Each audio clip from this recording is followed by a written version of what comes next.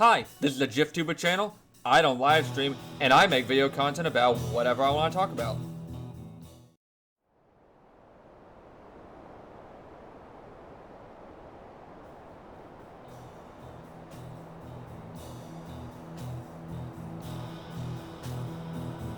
So, you ever end up in a situation like this? You find a new mysterious thing, you peek your head in, and then you just feel like you've just fallen into something new. And the only time you find yourself not falling is when you've hit the floor of whatever you found. I know this feeling all too well, and there's been a number of times with media that I've experienced this.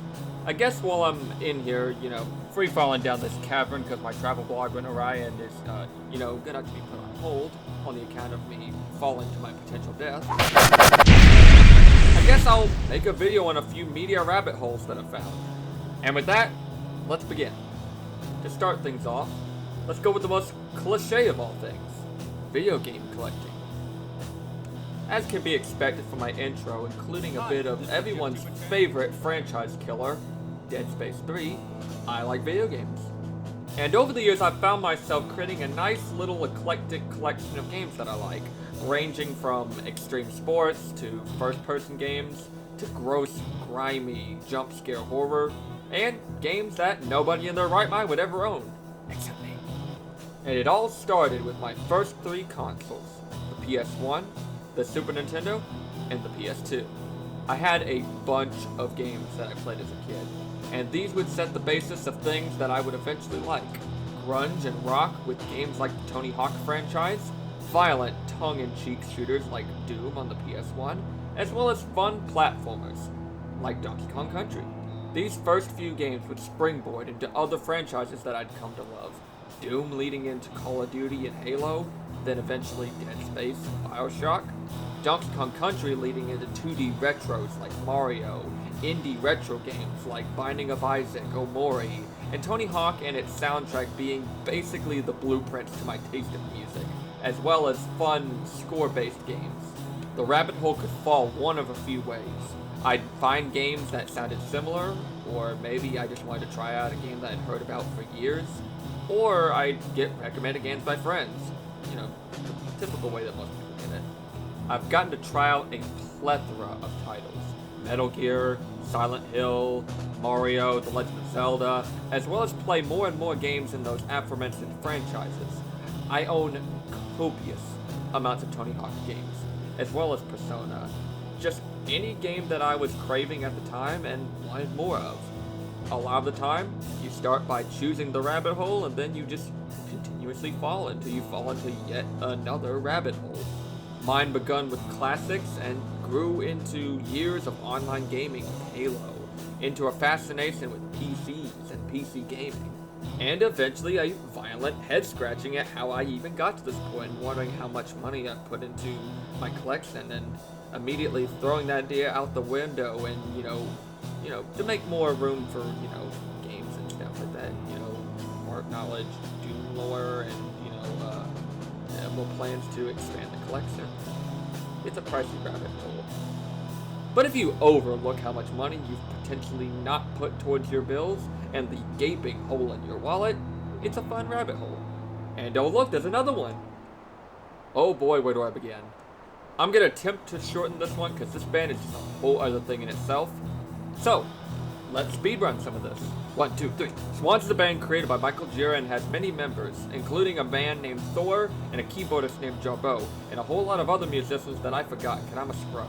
And has gone through a number of nearly decades-long style changes as an experimental band, going from loud, heavy, grinding in their no-wave days, then with the addition of said keyboardist Jarbo, going into the goth rock folksy phase, and then a short-lived experimental all-over-the-place approach with 2.5-hour-long epic of an album, Soundtracks for the Blind, then quitting for a decade or two and coming back with an alleged trilogy of 2-hour-long soundtracky rock albums with songs that range from 30-minute epics to some shorter breather tracks that can either sound soundscapey or even just short to the point jazz rock tracks.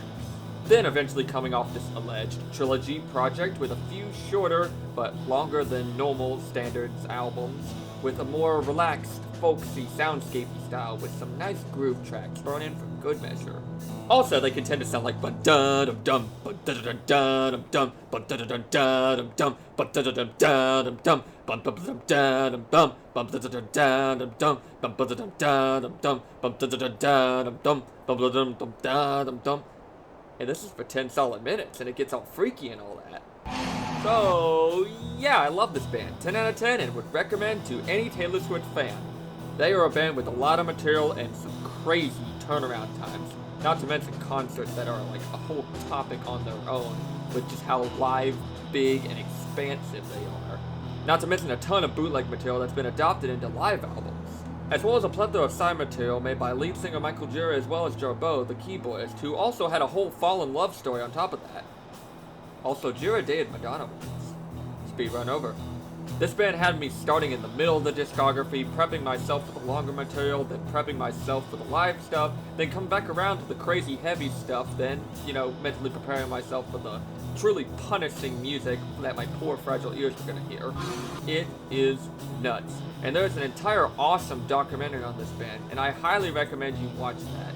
Where Does a Body End can explain this band much better than I can, so I'm gonna take the lazy way out and just, throw this documentary your way. But I gotta say, if you like patient, repetitive, harrowing soundtrack-like music, this band is a rabbit hole I recommend.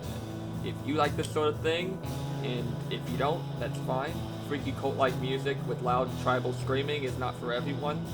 But if you can handle it, more power to you. And we've got all the power in the world, baby! Last rabbit hole. So this one's kind of my true crimey kind of rabbit hole. And like a lot of true crime rabbit holes just in general, the idea of something messed up, boundary pushing, or even controversial amongst the masses is, in a strange way, a morbid curiosity of sorts. It's a little harder to tell where this rabbit hole truly started, but the places I can think of off the top of my head are probably Stanley Kubrick movies and YouTube channels like Horrible Reviews and the unfortunately deceased Nemo Prevost. Rest in peace, man. First, it's Kubrick's controversial Clockwork Orange, and then hearing about adjacent films with similar qualities, college, and then YouTubers. These YouTubers scour the nooks and crannies of the film world and watch some of the most controversial, weird, and even sometimes even depraved films. I'd use the reviews to just kind of, gander in on the film a little bit, just enough to kind of gauge whether or not I want to watch it, as well as sort of just kind of see just enough of the movie in a censored format to where I could be like, okay, yep, don't want to watch that, maybe I want to watch that, maybe that one's actually pretty interesting, I might have to go see that one. The videos would give a lot of insightful commentary on the film's backstories, as well as kind of just going into the films themselves and what their thoughts were on that. And it would almost instill this sort of sense of mystique and mystery, and it'd make me really kind of curious to go see these films and see why they're considered controversial. And who doesn't want to, be able to be the big man bragging about, oh yeah, I watched the movie that nobody else would watch. I'm freaking shit. A lot of these most disturbing, super duper bad, messed up movies list would be kind of an introduction, and then eventually, before I knew it, I would be seeing movies like Martyrs, High Tension, Eraserhead, the before mentioned Clockwork Orange, Cannibal Holocaust, E.T. the Killer, and many others. Films like these are really fascinating for a number of reasons. Maybe they have a really crazy story behind them, or maybe the subject matter is so foreign that you just kind of want to see it for yourself, or maybe the film is infamous around various communities and you just want to see what all the hubbub is about. It's definitely not for the faint of heart, and it definitely drew some lines in the sand as far as my limits on film, as well as introduced me to some subcultures in film that I never really would have thought possible before witnessing them, for better or for worse.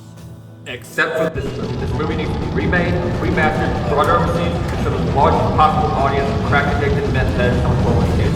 It needs to be shown in the streets of Main Street, praised till the end of time, and brought before the White House and given a purple heart.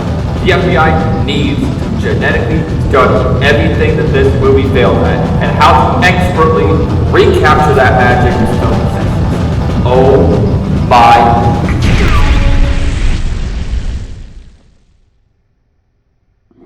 Yeah, I think I used up all the energy I got for that. It's conclusion time. So what are some rabbit holes that you guys have fallen down in? Are there any rabbit holes that you want to push me into? Let me know in the comments. I love me a good rabbit hole, so if you got anything that you would think would be interesting, my ears and eyes are always open. Unless it's about Chris Chan. I've already fallen down that mess, and there isn't anything but bleach and alcohol in the world that can wipe the fascinatingly horrifying trash fire that is from my mind. Anyways, insanely specific rabbit hole aside, I hope you enjoyed the video, and if you would like another rabbit hole video, I'd be happy to make one.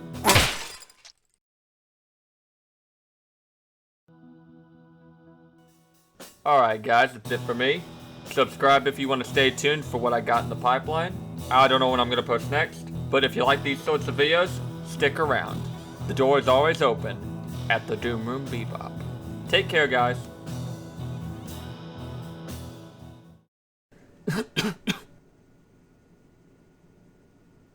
Okay.